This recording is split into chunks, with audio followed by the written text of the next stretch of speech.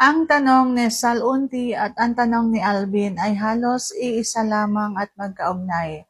Ang tanong ni Alvin ay paano daw ba ang tamang pagkain ng bulaklak? O ng beses pa lamang daw niyang magtanong sa akin. So pagbibigyan natin ito ha.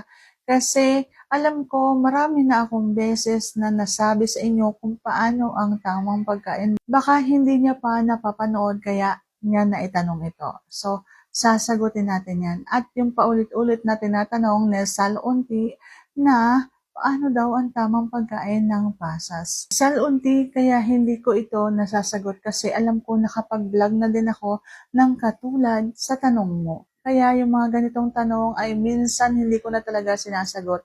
Pero dahil nga sa paulit-ulit na tinatanong dito sa akin, kaya sasagutin natin ito ulit. Okay? So, interesado ka bang malaman kung ano ang kasagot? Please keep on watching.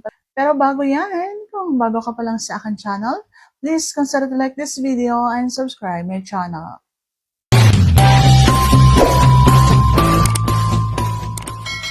Sa pagkain po ng isang bulaklak, napakadali lamang po para makiliti at masarapan ng isang babae.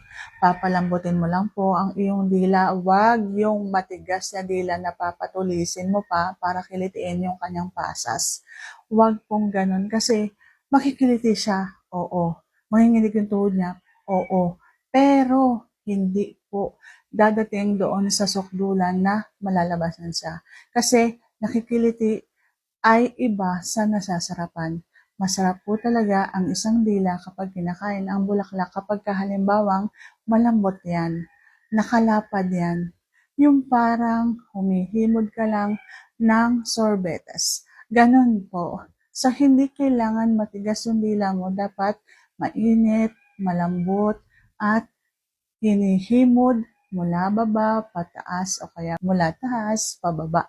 Ganon lamang. So, yun lamang yung uulit-ulitin mo doon sa pasas, tapos mula sa pasas, pababa doon sa kanyang mga lambi, pababa doon sa kanyang butas, yung ganun lang. Hindi mo kailangan magmadali. Dapat maglalaan ka ng oras para makiliti at malabasan ang isang babae.